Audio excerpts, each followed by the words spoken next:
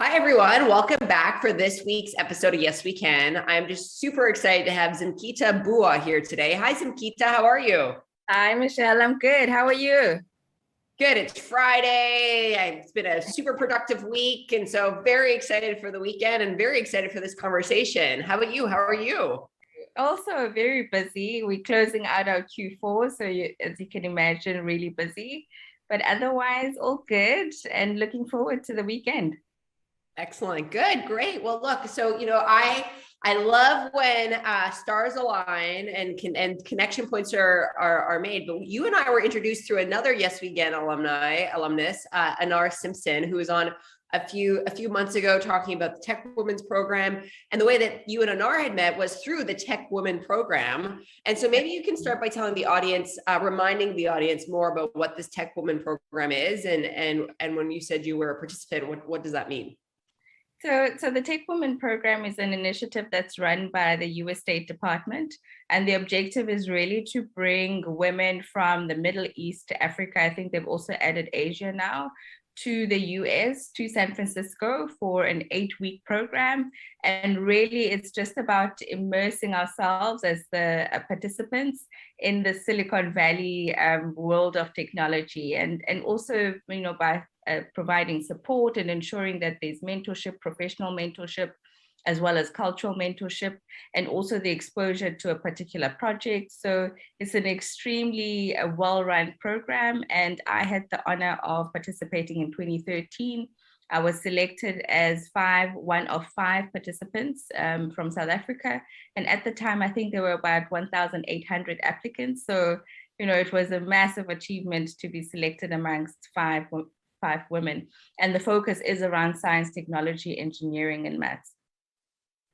I love this. I love this program. And actually, that's how I know Anar, because I kind of was involved. I think you came, some of the classes came to our office, or I spoke as part of it. So it's an amazing initiative and program that Techwomen has put together. And that's amazing that you were a part of it. And so, as you said, it was back in 2013. And so we're in 2021. So a few years later, which actually it's always helpful to kind of reflect back. As you reflect back on that experience, what are some of your reflections? Was it a good experience? Did you make some friends there? What were some things that have ended up being helpful to you in your career? Oh man, I mean, that program, I feel like it changed my life. So when I joined the program, I was very much a technical consultant in the business intelligence space. And I had an opportunity of spending time with Tanya Kobilak, who was actually at Autodesk, and literally spent 6 weeks just talking to C-level execs. And sorry, my son is here.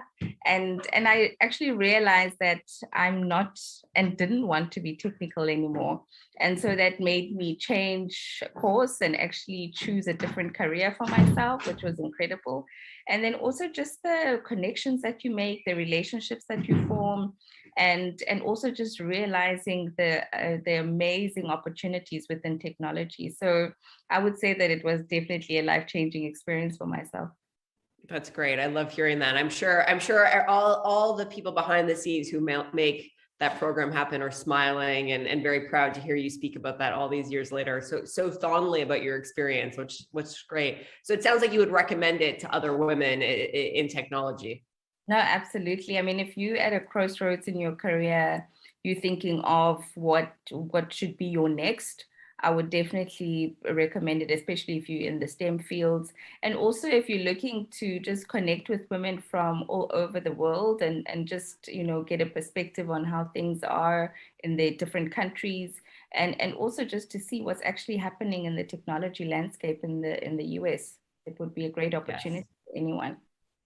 That's great. Good. Well, I'm glad you had such a great experience. All right. So today you're sitting in Cape Town, South Africa, and I'm sitting in San Francisco in the United States. And I haven't been to South Africa. I'm hoping to plan a trip for next year, but I was hoping you can share with me and the audience a little bit of your perspective of what's going on in the technology industry in South Africa. Kind of give us a bit of a perspective as a woman there. How are things going there, and what's the state of affairs of technology in South Africa?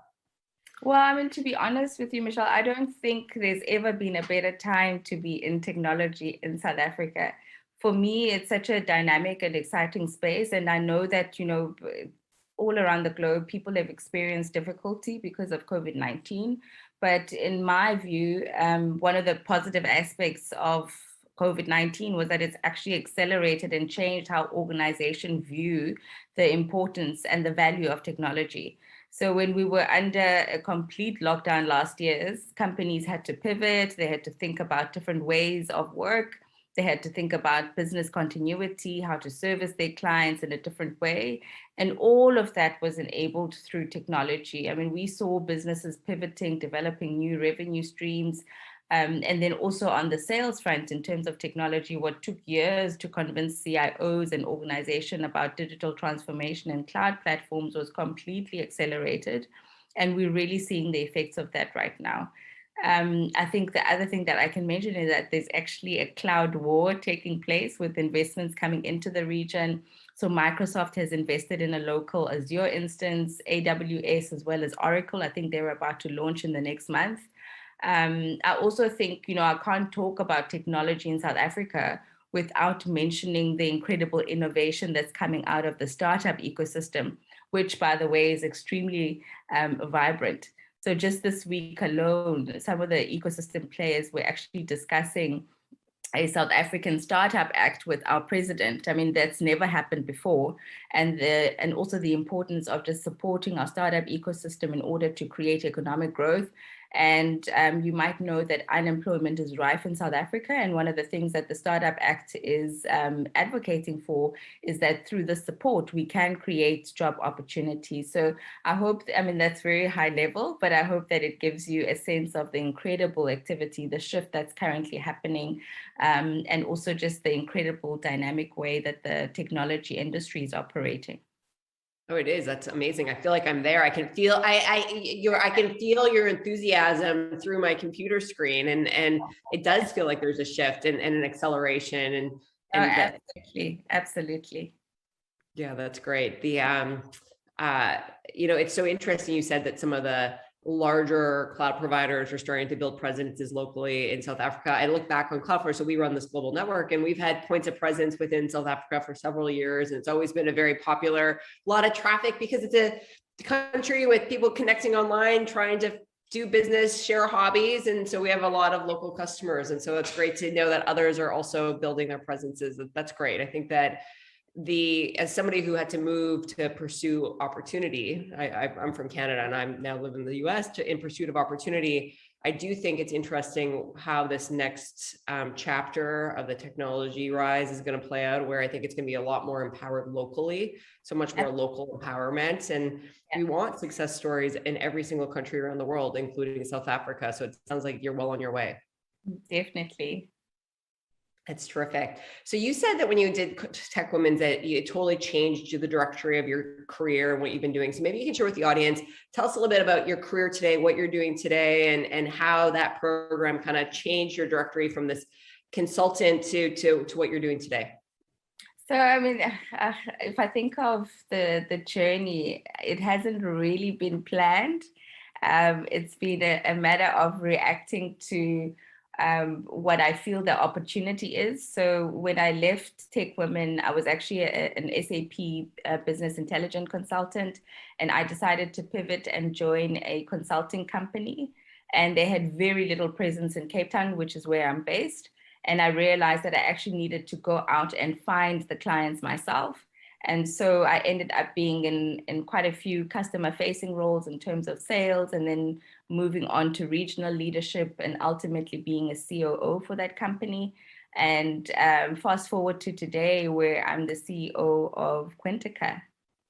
Yes. Yeah, no, and I want to hear more about these experiences of having to go find clients and customers. So maybe we'll start there, and then I want to talk about Quintica. But before we get to Quintica, I love this. Is it grit? I mean, I kind of describe that proactive grit of, I was in a job, we didn't have a lot of local customers.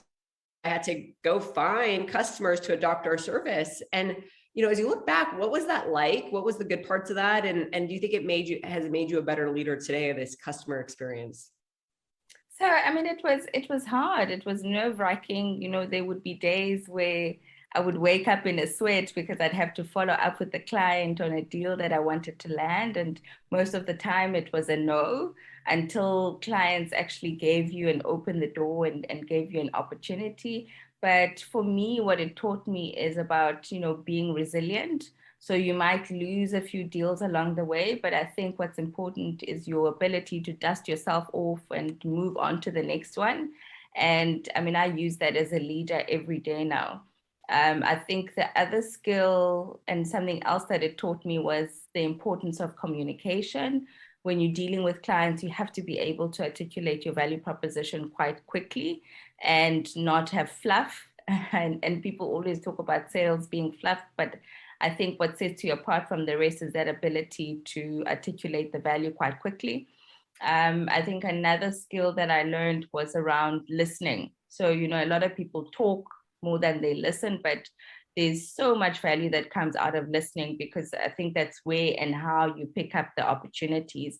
And then also just really listening to what your clients are telling you, because you either have to pivot and change your approach based on what your client is articulating to you. I also think the ability to build relationships. I mean, everybody talks about how people buy from people. So you have to nurture your relationships with your clients, and don't only show up when there's an opportunity, but show up and be relevant even when there isn't an opportunity, because that's how you build the relationship. And I think, leadership is like that as well. Mm-hmm. So many things you said resonate. And I think back to kind of the last 10 years of my career, that point about listening is so important. And I think that I didn't appreciate that when I was coming out of college, that listening turns out to be a really important skill in your career. So thanks for pointing that out. It's great. It feels like this idea of building relationships, people, genuine, I only know you a little bit, but it feels like you really believe that, which is, I agree that people like to do business with people that they know and like.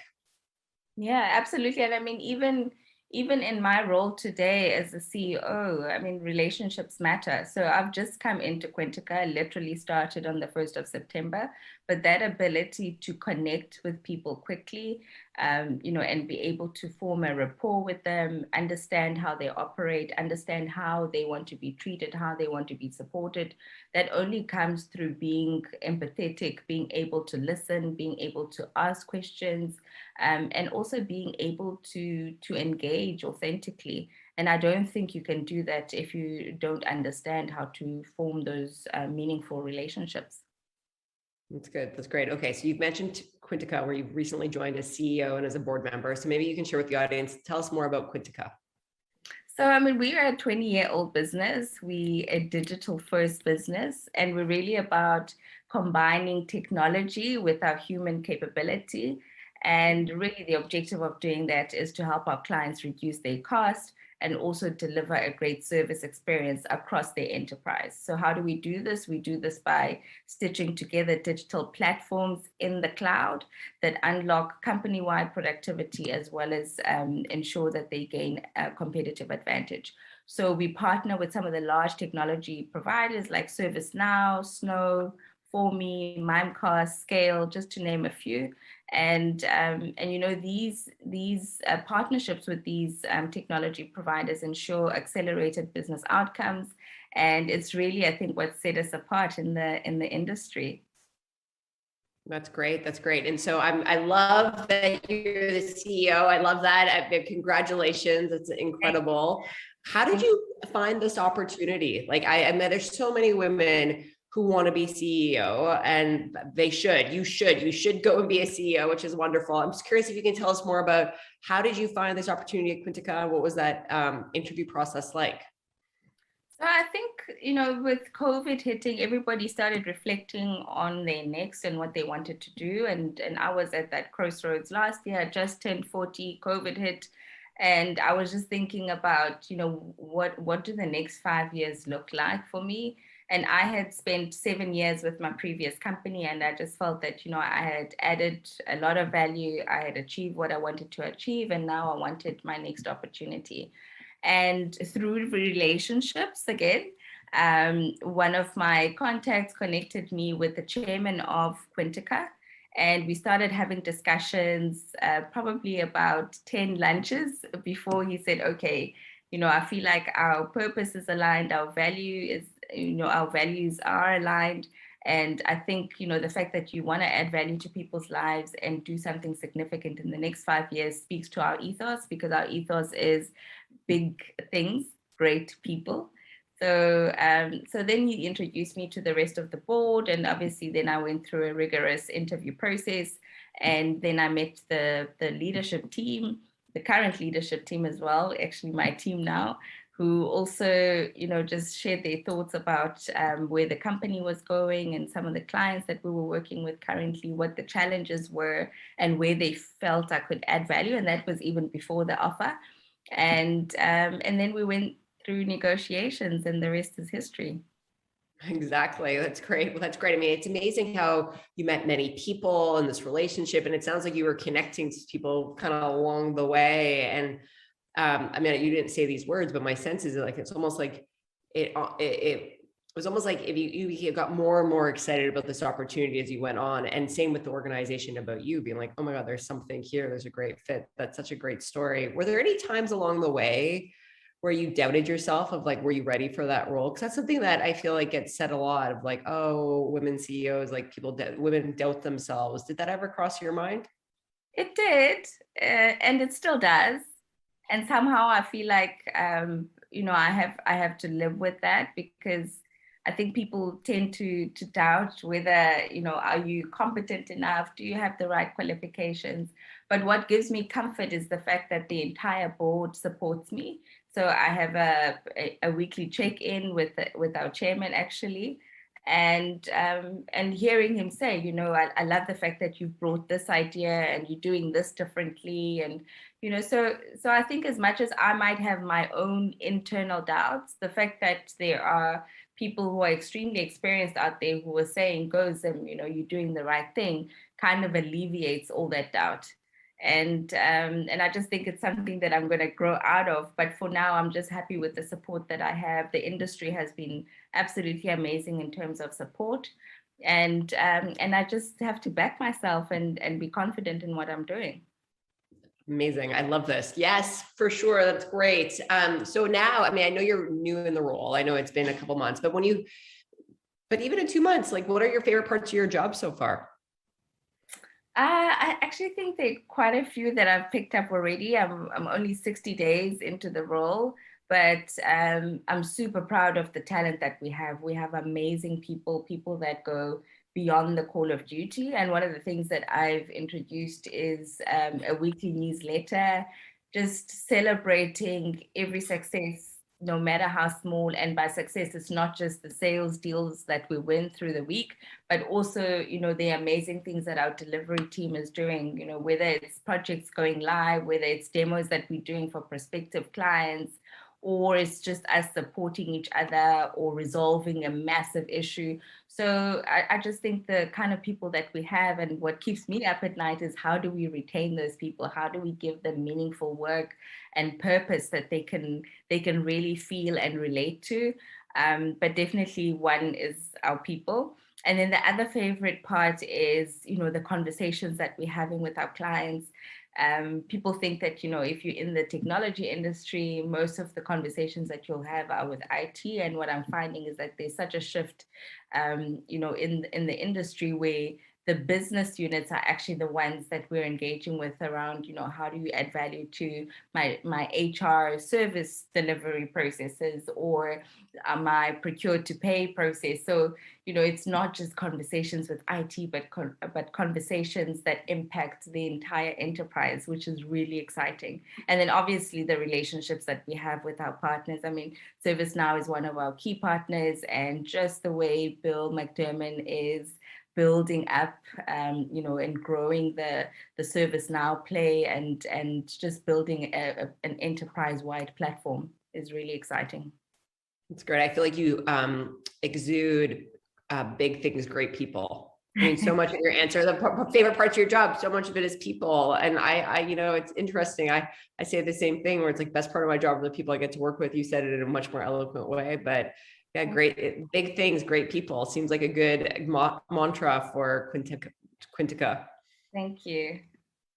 It's great. So, I one of the things that I like to say is just as I've gone through my career is life is a collection of experiences, and you've collected so many. You've kind of shared some of those insights here. And I think for the audience, like collecting a lot of experiences can also be a stressful idea of like, wait, I got to leave my job where I've done well for 7 years to go try something else. And I don't even know where I'm going yet. Like that, it's amazing when it works out, but I think that there's a little bit of us that always thinks, but what if something better doesn't come along? So as you reflect back to your collection of experiences, all the different things you've done, are there any kind of reflections you can share with the experience of whether that was a good path or you wish it had gone differently? I think I've been lucky in the sense that whatever decision I've made, I've always backed myself, and I've always made sure that it's somehow a success, even if some people might view it as a failure or as a step back. For me, it was always about progress and moving forward. And one of the things that I picked up from my mentor, my cultural mentor, Barbara Williams, during my Techwomen program was that you need to do it afraid, be afraid, and do it anyway. So don't let fear or risk or worry about what other people are going to say cripple you, because then you're not going to progress. So I think as I reflect on my career, that's one of the things I've always held on to. One, does this opportunity scare me? Yes, so I should do it. So do it afraid. Two, if I write a book at the end of the day, am I going to write about things that scared me, risks that I didn't take? What if you take the risk and it actually pans out? So I've always just had that motto in life through my mentor, that you need to do it. And yes, you're going to be afraid, you're going to worry and wonder whether you're making the right decision, but make a decision, So that's what I can definitely reflect on in my career. And every single decision that I've made, even going to the US was a risk for me. I mean, it was something that had never been done in my family in terms of being away for so long. I had a 3-year-old son, I was married, and my mom was asking, are you still going to have a husband by the time you come back?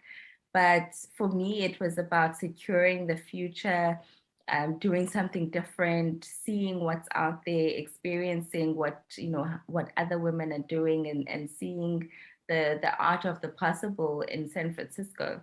And so I just think you've got to take risks.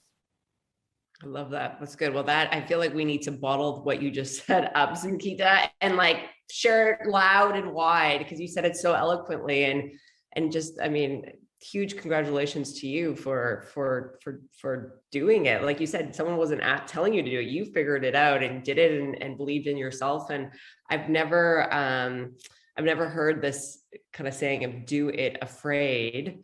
But as you explain it, there's actually a lot of, I think, brilliance in that saying. It's something I might start to share with others and attribute to you, because that's a good one. Do it afraid. Thank you. But my mentor, Barbara Williams, actually coined that phrase. All right, good. Well, there we go. Okay, Barbara Williams as told through you. So now we're all, that's great. That's great. It's great. When you think about other people listening, and I think you've shared so many great insights today so far, we're coming to the end of our conversation, and there's some really smart student graduating in South Africa who's hungry and smart. What kind of other advice do you have for them? The next generation, what would you say to yourself if you were graduating from college today or university, or to the current people graduating, especially in South Africa? What advice do you have for them? I just think the tech industry is so vast. There are so many opportunities, so much so that you might not even know what direction to take. So I think things are so different now compared to when I graduated. I mean, before there were hardly any women that were running businesses. There were hardly any women that had leadership roles, but the game has changed, and a lot of the women that I engage with, especially on the C-level network, they want to give back, they want to mentor, they want to provide that guidance to help you as a grad navigate. But the onus is on you to reach out and ask for help. And this is one of the things that people always ask me, how do I find a mentor? You find a mentor by asking. And if people don't have time, they will normally refer you to someone else who has time. So I would say, yeah, you need to reach out and ask for help, because it's not an easy industry to navigate if you don't have someone helping you and guiding you. So mentorship is absolutely critical, and that mentorship could be structured, it could be unstructured, and now you have access to LinkedIn. We didn't have that before, and so you could find CIOs, you could find CEOs very easily, people that you can tap into, and people that can help guide you. Yes. Yeah. I was smiling when you said, as a student, reach out. People want to be helpful, but they have to know that you are interested in hearing what they have to say. And I think back to when I did my master's degree, my MBA, and when like that, we had a .edu email address because we were students. It was the .edu .education. And you can reach out on LinkedIn, which is wonderful. But just saying, I'm a student, or I recently graduated as a student, I want to talk to you about this. So many people replied, because people do want to give back to the next generation. And so it is a little bit like, be bold, reach out, especially if you have a specific ask. I want to learn more about this, or I want to learn more about your career or this, or I have thinking about getting into this. I'd love to get your perspective. And I find that you'd be surprised at how many people want to lean in and help and go above and beyond. I was very surprised when I was Miami. I was like, oh, I don't want to bother people, but that was totally the wrong inclination, is they want to hear from you. They do, absolutely, absolutely. And people want to help, and there's a lot of women in tech circles, and they encourage that. But like I said, the onus is on you to step up and actually say, I need help, I need guidance.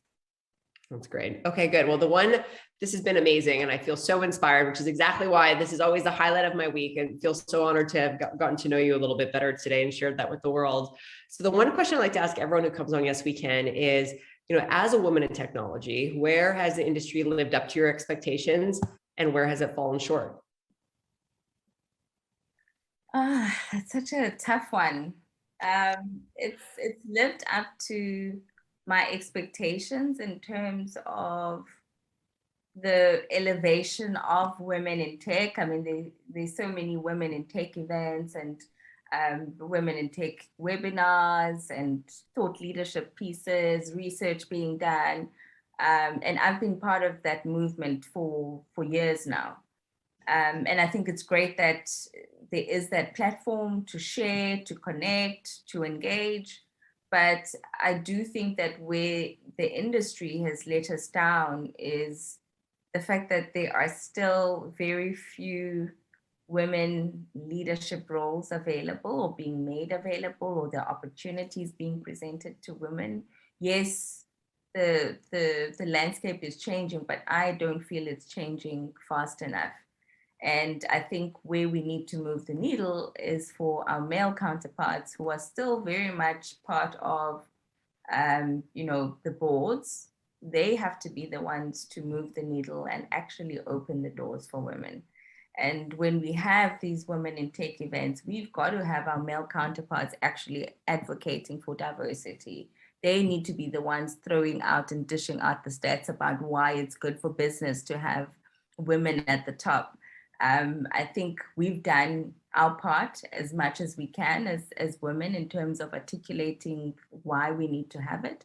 But it's time that we change the narrative, and we shift how we approach things. And I think that's the only way that we're going to get proper results. Love that. Have some of our counterparts make room for all the incredible women who are doing their work to get to this next level. That's great. Well, you are an inspiration, Zimkhitha. We are, on behalf of myself and every other person listening, we're just so rooting for your success. Quintica sounds very lucky to have you. Can't wait to see everything you've accomplished. Can't wait to come visit you in South Africa. We need a delegation to come visit in South Africa. Maybe that's something you can sort out for all of us who are going to come see the tech scene on the ground there. I think that'd be really cool. Absolutely. And you must start in Cape Town. Cape Town's positioning itself as the tech capital of Africa. So we'd be happy to host you here. Amazing. I'm going to probably take you up on that. For the viewers listening, well, stay tuned for more information. This was wonderful. Have a wonderful weekend. Thank you to everyone for tuning in to Yes We Can. Everyone, Zimkhita Buwa. Thank you so much, Zimkhita. It was amazing. Thank you, Michelle. Thank you, everyone. Bye. Thank you. We'll see everyone next week on this. We're coming up to 2 segments a week for Yes We Can. So look forward to seeing all the viewers multiple times in November and December. Thanks, everyone. See you soon. Bye. Bye-bye.